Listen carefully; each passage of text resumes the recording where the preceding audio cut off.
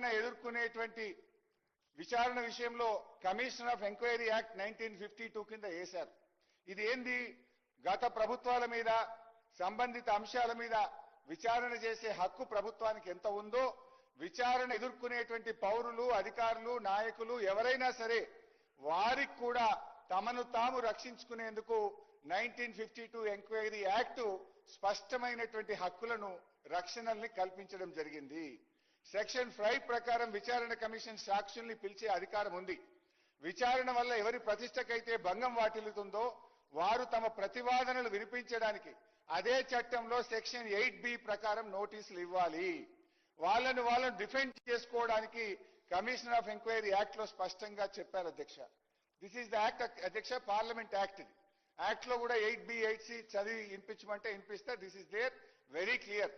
ఒక సభ్యుడి మీద ఏదైనా ఆరోపణలు చేయాలనుకుంటే ఆ సభ్యుడికి ఏ విషయంలో ఆరోపణలు చేస్తున్నారు దానికి సంబంధించిన పూర్తి వివరాలు ఇచ్చి 8B 8C కింద నోటీస్ ఇస్తేనే అది చెల్లుతుంది, లేకపోతే అది చెల్లదు అధ్యక్ష. అయితే అధ్యక్ష ఘోష్ గారు ఇవాళ ఎఫెక్టెడ్ పీపుల్ అయిన మా హక్కులను కాలరాశారు. మాకు 8B కింద నోటీసులు ఇవ్వలేదు. మా మీద చేయబోతున్నటువంటి ఆరోపణల గురించి ఆ వివరాలు మాకు చెప్పి దాని మీద మా వివరణ తీసుకోవాల్సిన బాధ్యత ఆయన మీద ఉంది. That he has not followed. అధ్యక్ష, నాకు గాని గౌరవ మాజీ ముఖ్యమంత్రి గారు కేసీఆర్ గాని అదే విధంగా ఇంకా వారు పిలిచిన ఇతర నాయకులు, అధికారులు ఎవరికి కూడా నాకు తెలిసినంత వరకు 8B కింద నోటీసులు ఇవ్వలేదు. నా క్రాస్ ఎగ్జామినేషన్ కి అవకాశం ఇవ్వలేదు. అధ్యక్ష, this enquiry is conducted with procedural lapses అనేది సుస్పష్టమైనటువంటిది. ఎందుకంటే అధ్యక్ష, ఇవాళ కాంగ్రెస్ పార్టీ అసలు మేడిగడ్డ వద్ద లోపం ఏర్పడక ముందే కాళేశ్వరం మీద దుష్ప్రచారాన్ని కేసీఆర్ గారు, హరీష్ రావు గారు అండర్ సెక్షన్ 8B 8Cలో మాకు నోటీస్ ఇవ్వలేదు, మాకు అవకాశం ఇవ్వలేదు కాబట్టి ఈ మొత్తం రిపోర్ట్ చెల్లదని కోర్టుకు వెళ్ళారు. సేమ్ ఇదే చంద్రశేఖరరావు గారు government of Telangana has appointed one more commission. Government of Telangana issued GOMS number 9, Energy, dated 14/3/2024, appointing Justice L. Narasimha Reddy, retired Chief Justice of Patna High Court, as Commission of Inquiry to inquire into the irregularities relating to procurement of power from Chhattisgarh by Telangana Discoms and construction of thermal power plants, Bhadradri at Manuguru and Yadadri. On 24th June 2024, K. Chandrasekhar filed writ petition number 16588/2024 in the Honorable High Court for the State of Telangana. Respondents in the WP were the State of Telangana, the Commission of Inquiry, Justice L. Narasimha Reddy. What is their prayer?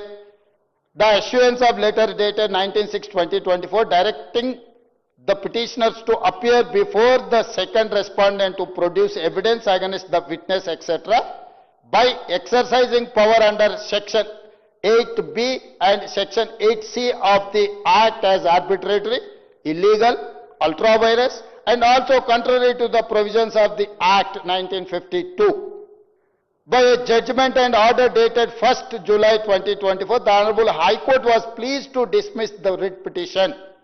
Filing agreed by the dismissal of the writ petition, filed SLP bearing number 14727 of 2024 before Honorable Supreme Court of India.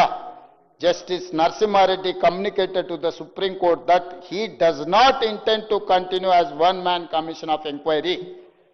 ఈ రోజు ఈ Kaleshwaram enquiry మీద PC Ghosh మాకు under section 8B 8C notice ఇవ్వలేదు కాబట్టి ఈ commission report చెల్లదని ఇప్పుడేసారు. ఇంతకంటే ముందు విద్యుత్ కొనుగోలు, విద్యుత్ ఉత్పత్తి చేసే సంస్థల నిర్మాణానికి కమిషన్ వేస్తే 8B 8Cలో మాకు నోటీస్ ఇచ్చింది కాబట్టి ఇది చెల్లదని కోర్టుకు పోయింది అధ్యక్ష.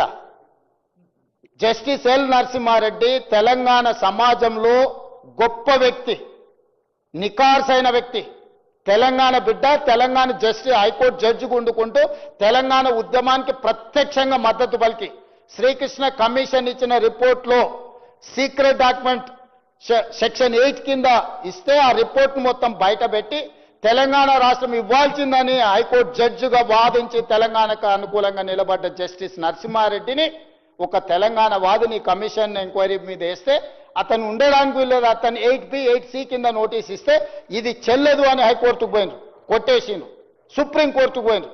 అప్పుడు జస్టిస్ నరసింహారెడ్డి గారు నేను ఈ కమిషన్లో కొనసాగానని చెప్పి వారు ఈ కమిషన్ నుంచి తప్పుకున్నారు.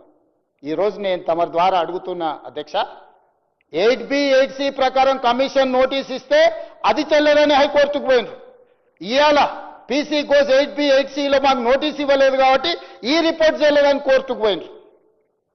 ఏది చేసినా తప్పు అని తప్పు పట్టించి తప్పించుకోవాలని చూస్తున్న వాళ్ళ తరఫున ఎవరు వకాలతో పుచ్చుకున్నా ఈ తెలంగాణ సమాజానికి నష్టం జరుగుద్ది. అందుకే నేను ఈ